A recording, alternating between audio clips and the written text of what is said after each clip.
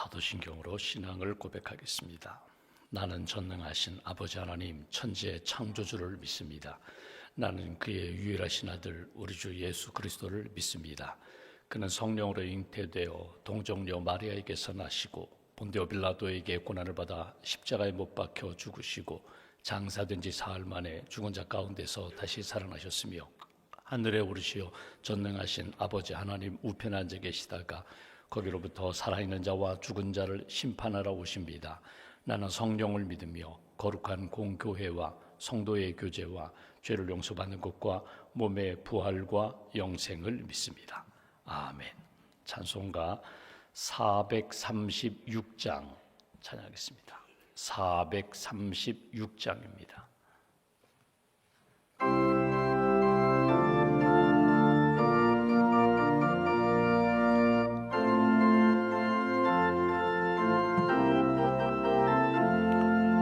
나 이제 주님의 새 생명 얻은 몸 옛 것은 지나고 새 사람이로다.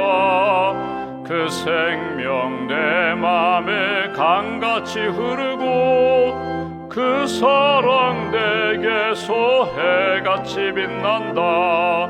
영생을 누리며 주 안에 살리라.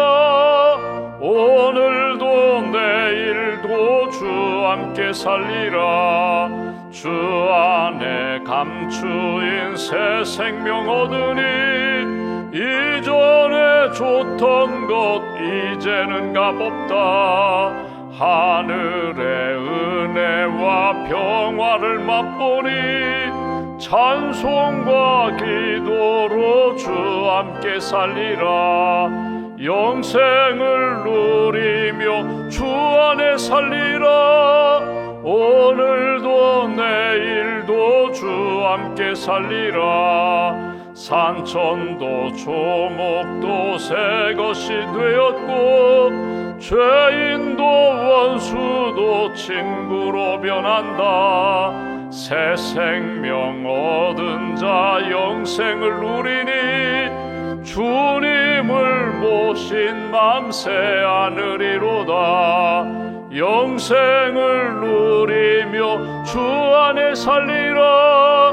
오늘도 내일도 주 함께 살리라. 주 따라가는 길 험하고 멀어도 찬송을 부르며 뒤따라가리라. 나 주를 모시고 영원히 살리라. 날마다 섬기며 주 함께 살리라. 영생을 누리며 주 안에 살리라. 오늘도 내일도 주 함께 살리라. 기도하겠습니다. 생명의 주인 되시는 하나님, 우리 가정의 주인 되시며 목자가 되시는 하나님, 어제는 설 명절로 가족이 함께 모여 감사와 또 기쁨으로 교제도 하게 하시고 또 예배도 드리게 하시고 또 미래의 꿈도 나눌 수 있는 은혜의 시간 허락해 주셔서 감사합니다. 이른 아침 깨어 기도할 수 있도록 은혜의 보좌 앞으로 이끌어 주셔서 감사합니다. 하나님의 나라와 의를 구하며 하나님 앞에 모든 것을 맡깁니다. 주님의 은혜와 주님의 지혜와 주님의 말씀을 사모하며 엎드려 기도하는 한 분 한 분 성령으로 말씀으로 은혜로 함께하여 주시고 오늘도 주님과 동행하는 복된 길 걸어갈 수 있도록 은혜 더하여 주시옵소서. 날마다 하나님의 말씀으로 영의 양식을 삼고 말씀의 기준으로 믿음의 길, 거룩한 길 걷게 해주셔서 감사합니다. 성경 통독하시는 분들 날마다 말씀으로 큐티하며 하나님이 누구이신지, 오늘 내게 주시는 말씀이 무엇인지, 내가 말씀으로 적용할 것이 무엇인지 깨닫게 해주시고 순종하는 하나님의 사람으로 이끌어 주셔서 감사합니다. 통독하는 분들, 큐티하는 분들, 또 성경을 읽고 성경을 쓰는 필사하는 분들 말씀의 사람으로 세워주시고 말씀 안에서 주님 만나게 하시고 말씀으로 문제의 답을 얻게 하시고 말씀으로 힘을 얻는 하나님의 사람들로 굳게 붙들어 주시옵소서. 새벽기도 500용사를 세우셔서 감사합니다. 새벽에 깨어 기도하며 하나님의 나라와 의를 구하고 중보기도하며 많은 사람들에게 주의 생명력을 증거하는 일에 부족함이 없도록 기도로 승리하는 하나님의 사람들로 세우셔서 감사합니다. 기도의 불이 꺼지지 않도록 하나님 앞에 늘 기도할 때마다 크고 놀라운 일들을 경험하며 하나님의 뜻 경험하며 살아갈 수 있도록 은총 더하여 주시옵소서. 기도의 지경이 더 넓어지게 하시고 기도의 높이와 깊이가 더 깊어지게 하시고 기도로 하나님이 우리를 얼마나 사랑하시는지 날마다 체험하며 살아갈 수 있는 주님과 동행하는 복된 삶 살아갈 수 있도록 도와주시옵소서. 오늘도 하나님 우리에게 직분도 주셨고 은사와 사명도 주셨습니다. 맡은 자들에게 구할 것은 충성이라고 하시는데 하나님 주신 사명, 직분 또 달란트 잃어버리지 아니하며 가볍게 여기지 아니하며 주님을 기쁘시게 하는 일에 쓰임받는 한 분 한 분 될 수 있도록 주님 도와주시옵소서. 우리 가정의 모든 것을 아시는 하나님, 주님 앞에 모든 것들을 맡깁니다. 모든 것 주님께 의지합니다.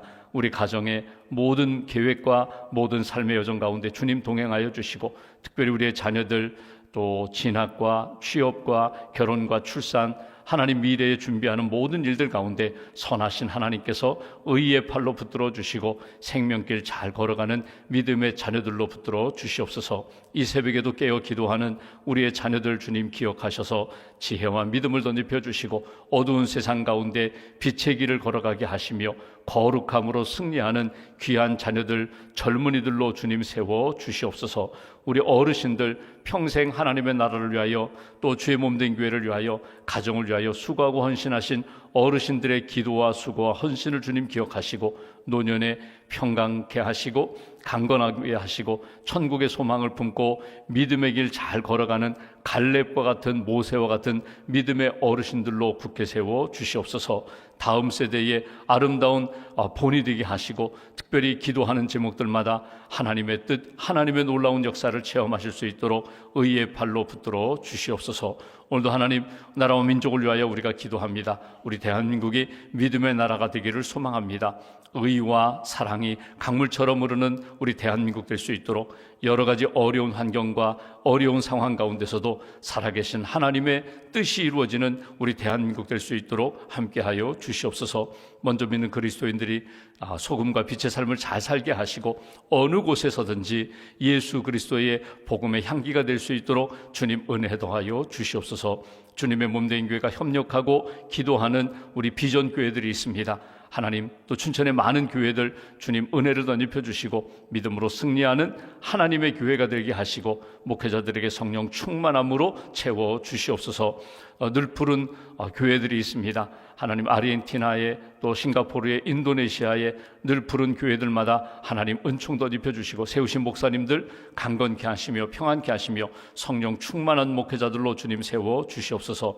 오늘도 하나님 기도하며 데살로니가전서 말씀을 통하여 하나님이 우리에게 원하시는 뜻이 무엇인지 깨닫게 하시고 말씀 붙잡고 오늘 하루도 거룩한 길 잘 걸어가는 하나님의 사람 믿음의 가정 될 수 있도록 도와주시옵소서.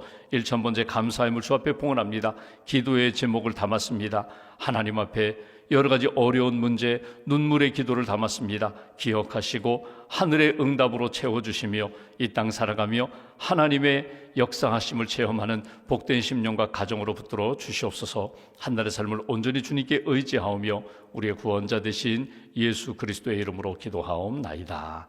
아멘. 오늘 말씀 데살로니가전서 2장 말씀 보겠습니다.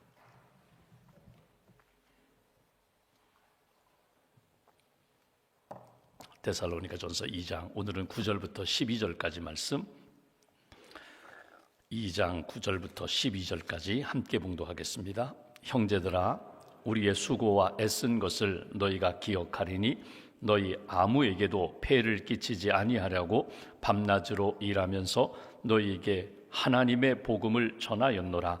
우리가 너희 믿는 자들을 향하여 어떻게 거룩하고 옳고 흠 없이 행하였는지에 대하여 너희가 증인이요 하나님도 그러하시도다. 너희도 아는 바와 같이 우리가 너희 각 사람에게 아버지가 자기 자녀에게 하듯 권면하고 위로하고 경계하노니 이는 너희를 부르사 자기 나라와 영광에 이르게 하시는 하나님께 합당히 행하게 하려 함이라. 아멘. 주님의 은혜와 평안이 여러분과 함께 하시기를 기원합니다. 우리가 데살로니가전서 2장을 보고 있습니다. 2장 1절 앞에 있는 표지어를 보시면 데살로니가에서 벌인 바울의 사역 이렇게 되어 있습니다. 그러니까 바울이 데살로니가 교회에 있을 때에 본인이 어떻게 사역했는지, 그리고 본인이 떠났지만 지금도 데살로니가 교회에 대한 소문을 들을 때마다 본인이 데살로니가 교회와 성도들을 향하여 가지고 있는 깊은 마음, 영적인 자세가 무엇인지에 대하여 이렇게 전하는 내용, 어제 보았고 오늘 보고 또 내일까지 우리가 보게 됩니다. 그러니까 바울이 사실 데살로니가에는 오래 머물지 못했습니다. 거의 딱 3주 정도 머물렀던 것을 우리가 성경을 통해서 보게 됩니다. 그러니까 안식일마다 회당에 가서 복음을 전했더니 유대인들 가운데 예수 믿는 사람들이 생겼습니다. 예수 믿고 교회가 세워졌는데 믿음의 역사, 사랑의 수고, 소망의 인내가 넘치는 교회로 소문이 자자합니다. 너무나 기뻤습니다. 너무나 감사했습니다. 비록 짧은 기간이었지만 복음을 전하고 교회가 세워졌는데 이렇게 아름다운 교회, 건강한 교회가 세워진 것에 대해서 한편으로는 너무나 감사해서 1장 시작하면서부터 은혜와 평강이 넘칠지어다. 생각할 때마다, 데살로니가 교회를 생각할 때마다 너무나 감사하다. 지금도 나는 기도하고 있다. 이런 마음이 있고, 또 한편으로는 여러분 비방을 받고 있거든요. 비난을 받고 있거든요. 그러니까 바울이 우리에게 해준 게 도대체 뭐냐, 이렇게 말하는 사람도 있었다는 거예요. 우리에게 복음을 전하다가 조금 어렵고 핍박이 생기니까 다른 도시로 갔잖아, 도망갔잖아. 자기 한 사람 살려고, 자기 혼자 살려고 도망간 사람 뭐 잘났다고 우리가 바울 그래, 그렇게 이야기하는 사람도 있다는 거예요.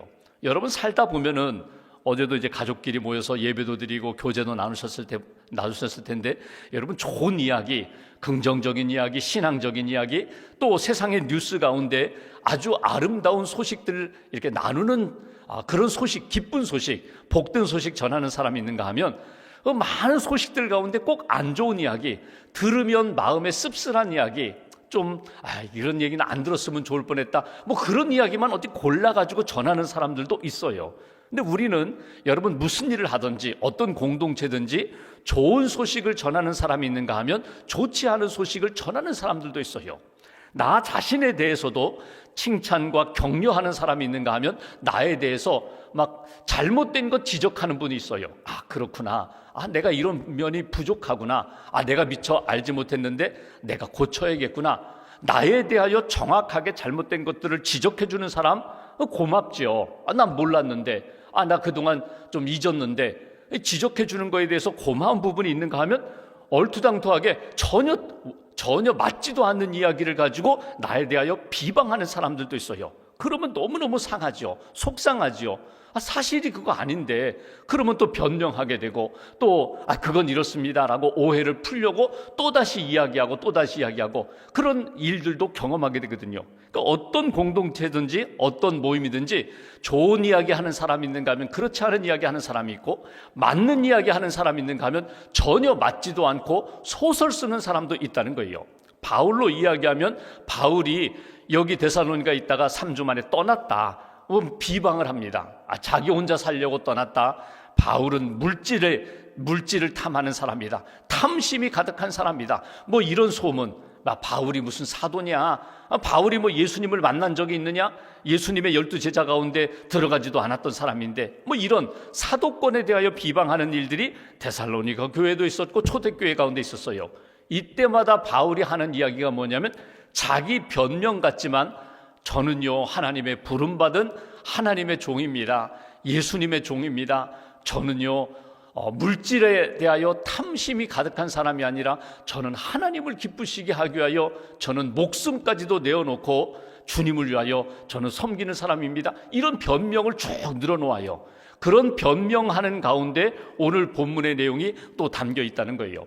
어제 우리가 주목할 내용 중에 하나가 뭐냐면, 나는 유모와 같은 유모, 나는 젖먹이는 내 자녀는 없어요. 그런데 마치 엄마가 있는 자녀들에게 내가 양육하면서 내 자녀는 아니지만 엄마처럼 나는 그렇게 양육하는 그런 사람입니다. 이렇게 표현했거든요. 그러니까 내 자녀는 아니지만 주님의 자녀를 마치 내 자녀처럼 나는 열심히 맡겨준 자리에서 열심히 목양하고 영혼을 사랑하고 말씀으로 양육하면서 나는 주님의 마치 유모처럼 주님의 양들을 나는 돌보는 사람입니다. 이렇게 표현했다면 오늘 본문에는 또 하나 중요한 표현이 있는데 마치 나는 아버지처럼 자녀들을 나는 양육하고 때로는 훈계도 하고 때로는 권면도 하고 때로는 위로도 하는 나는 그런 양육자로 나는 섬겼습니다. 그러니까 아버지가 자녀들을 양육하는 것처럼 내가 어느 곳에 있든지 빌립보에 있든지 빌립보 다음에는 데살로니가에 있든지 그 다음에는 또 다른 도시에 가든지 내게 만나게 해주시는 양들에 대하여 잠깐 만나고 지나가는 손님으로 대하는 것이 아니라 마치 자녀를 대하듯이 나는 그런 마음으로 섬겼습니다. 이것이 오늘 본문에서 전하고자 하는 내용입니다. 오늘 본문 가운데 한번 여기 10절 말씀 보실까요? 이런 표현이 있습니다. 너희도 아는 바와 같이 우리가 너희 각 사람에게 아버지가 자기 자녀에게 하듯이 아버지가 자기 자녀에게 하듯이 내가 데살로니가 교회 성도들에게도 빌립보나 에베소나 그런 성도들에게도 내가 복음을 전하고 양육하고 지금도 깊은 사랑으로 나는 그 자녀들 성도들을 위하여 교회를 위하여 기도하고 섬기고 있습니다. 이것이 사도 바울의 전하는 내용이에요. 여러분 자녀들을 보면은요 때로는 아버지 어머니에 대하여 우리 아버지 어머니의 깊은 속사랑까지도 이해하면서 그렇게 부모님을 대하는 철든 자식이 있는가 하면 나이는 들어서 나이는 이렇게 청년 중년의 나이까지 됐음에도 불구하고 아버지 어머니 마음을 제대로 이해하지 못하는 철들지 못한 자녀들도 있어요. 나중에 부모님 돌아가시고 나니까 그때 뒤늦게 아이고 내가 부모님 제대로 마음도 헤아리지 못하고 효도도 하지 못했다고 가슴치는 불효자식도 있다는 거예요.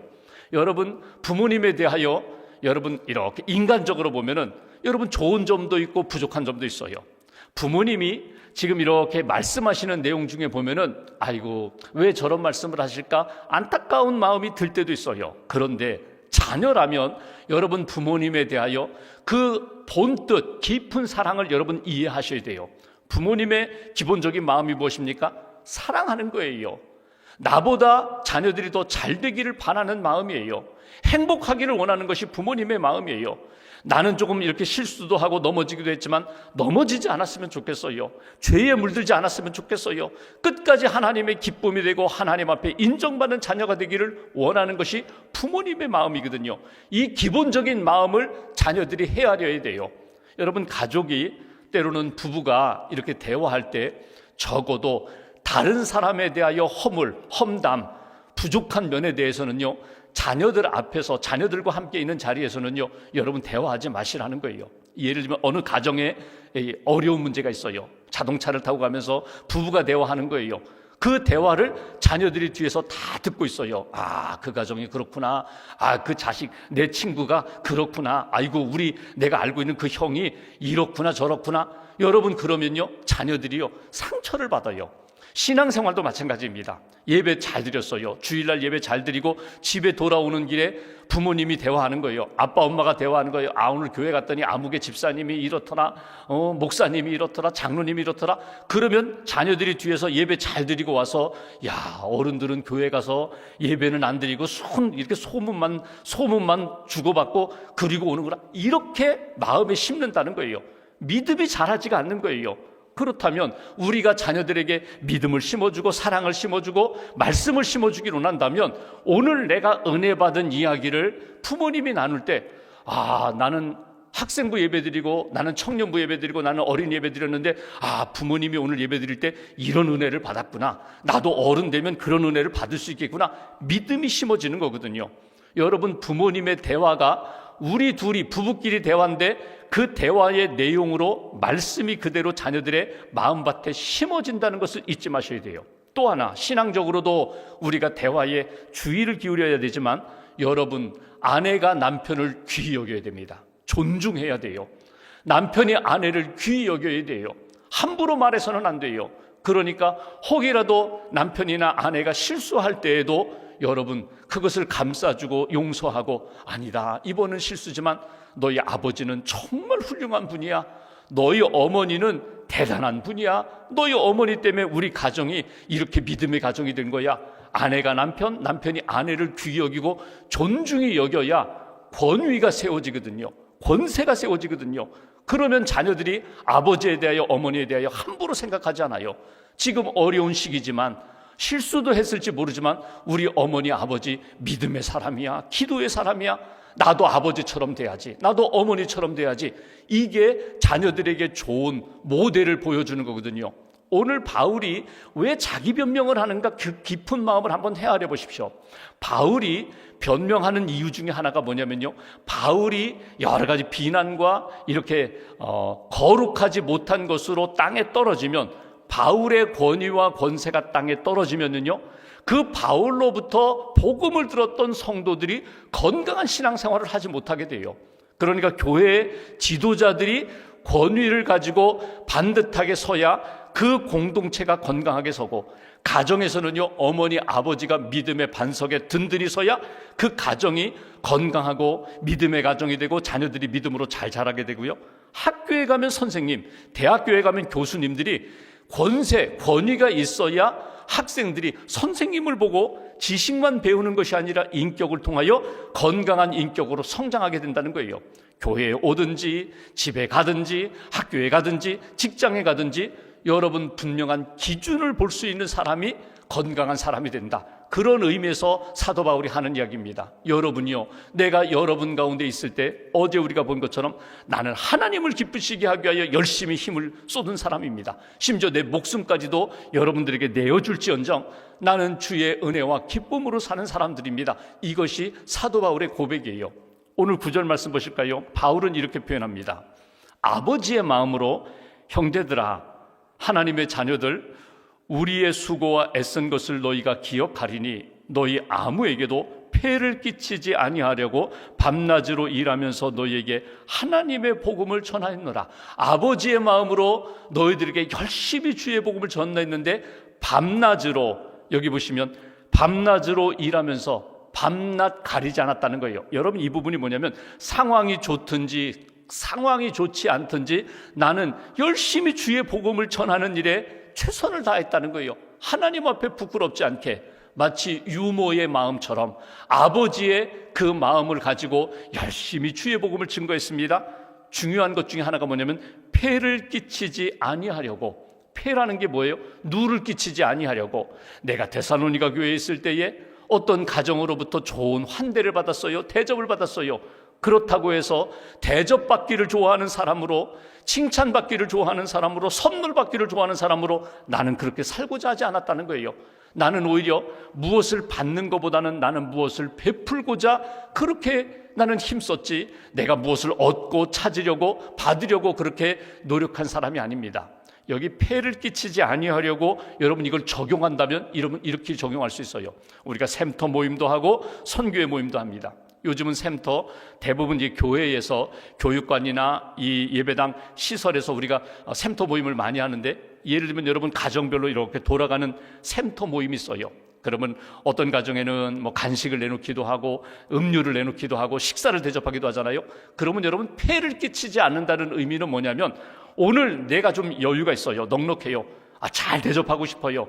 그러면 잘 대접하는 것이 귀하지만 나 다음 순번 그 집사님 가정은 경제적으로 어려움이 있는데 내가 이렇게 잘 대접하고 나면 그 다음 분, 그 집사님이 지금 식사하면서 밥이 넘어가지 않는 거예요. 걱정이 되는 거예요. 이번 주에는 이렇게 이 집사님이 아주 풍성하게 대접을 했는데 다음 주 나는 어떻게 하지? 나는 이렇게 못하는데.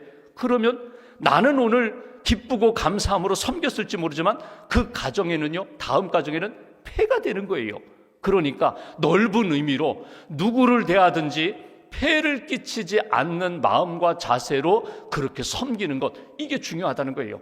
사도 바울이 이야기하는 것은 무엇입니까? 나는 밤낮으로 열심히 주의 복음을 증거했지만 누구에게라도 혹시 마음의 부담이나 폐가 된다면 나는 그것을 절제했습니다. 여러분, 예수님이 그렇게 말씀하셨죠. 선지자들이, 복음 전도하는 사람들이 어느 마을에 가서 딱 어느 집에 들어갔어요. 그 집에 가서 머물게 되면 그 마을 떠나기까지 집 옮기지 말라고. 왜? 복음을 전하다 보니까 부자, 넉넉한 사람이 우리 집에 오세요. 우리 집에는 방이 더 넓어요. 우리 집에 오면 더 좋은 여건이에요. 그래서 옮기면 그 집은 상처를 받게 되거든요. 그러니까 어느 마을에 들어갔으면 처음 들어간 그 집에서 떠날 때까지는 집을 옮기지 말아라. 이게 폐를 끼치지 않는 거예요. 사도 바울의 마음, 아버지의 마음으로. 여러분 자녀들 보십시오. 아버지에게 자녀들이 여러 명 있어요. 큰아들 있고 둘째 아들 있고 막내가 있어요. 그러면 큰아들 집에 갔다가 이거 둘째 아들이 여유가 있다고 둘째 집에 가서 살고 이러지 말라는 거예요. 아버지의 마음으로 내게 주신 은혜와 직분, 사명을 감당할 때에 하나님을 기쁘시게 하고 누구에게든지 누를 끼치지 않는, 폐를 끼치지 않는 그런 사역에 내가 힘썼습니다. 10절 말씀 보실까요? 이렇게 말합니다. 우리가 너희 믿는 자들을 향하여 어떻게 거룩하고 옳고 흠 없이 행하였는지 대하여 너희가 증인이요 하나님도 그러하시도다. 증인이라는 거예요. 여러분 이건 뭐니? 본이 되었다는 거예요. 모델이 되었다는 거예요. 모범이 되었다는 거예요. 그러니까 거룩함의 모범이 되었고, 여기 옳고 의의 모범이 되었고, 흠 없는 것에 내가 본이 되려고 내가 노력했습니다. 그러니까 하나님 앞에서 내가 부끄럽지 않게 성도답게, 사도답게, 사도 바울답게 그렇게 살아서 사람들이 나를 보고 나도 바울처럼 거룩해져야지, 나도 바울처럼 옳은 길 걸어가야지, 나도 바울처럼 죄짓지 말아야지, 이렇게 내가 본이 되도록 아버지의 마음과 자세로 그렇게 힘썼습니다.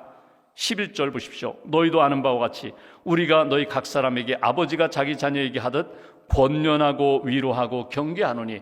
권면, 위로, 경계. 여러분 유대인들이 그렇거든요. 어머니의 마음, 아버지의 마음으로 훈계하고 어머니의 마음으로 위로하라, 해석해라. 아버지는 굉장히 엄격해요. 잘못한 것에 대하여 꾸중해요. 책망해요. 회초리 들어요. 그러면 어머니가 곧 해석해 주죠. 아버지가 너를 사랑해서 그래. 아버지의 본뜻은 그게 아니야. 어머니가 해석하고 위로하는 것처럼 오늘 내가 너희들에게 때로는 강하게 권면도 하지만 때로는 주님의 마음으로 이렇게 위로했던 것, 이것이 내가 너희들에게 했던 사역이다. 마지막 12절 이렇게 표현합니다. 사도 바울이 아버지의 마음으로 권면하며 이는 너희를 부르사 자기 나라와 영광에 이르게 하시는 하나님께 합당히 행하게 하려 함이라.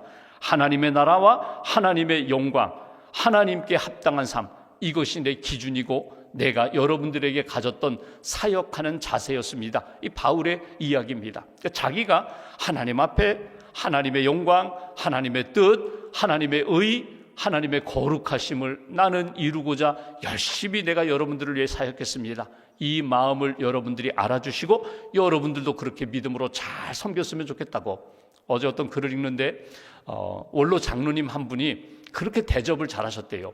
원로 장로님이신데 은퇴하셨으니까 이제 정기적인 큰 소득은 없는데 이분은 누구를 만나든지 막 밥 사는 거예요.